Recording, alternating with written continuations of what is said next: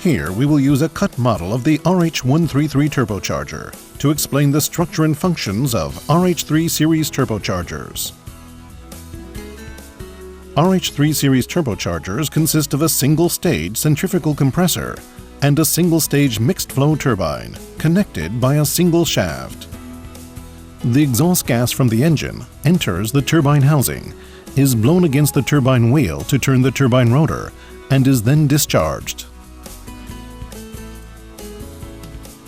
The compressor impeller installed on the turbine rotor receives the rotational force of the turbine rotor and sucks in and compresses air from the silencer for feeding to the engine. The thrust force is received on two thrust collars installed at the compressor side and on one thrust bearing.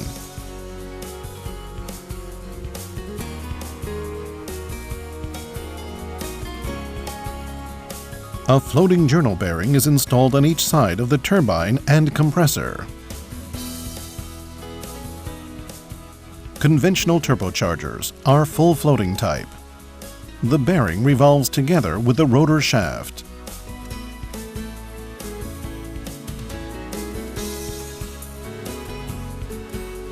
The version Y turbocharger uses two semi-floating bearings, which do not revolve because they're stopped by pins.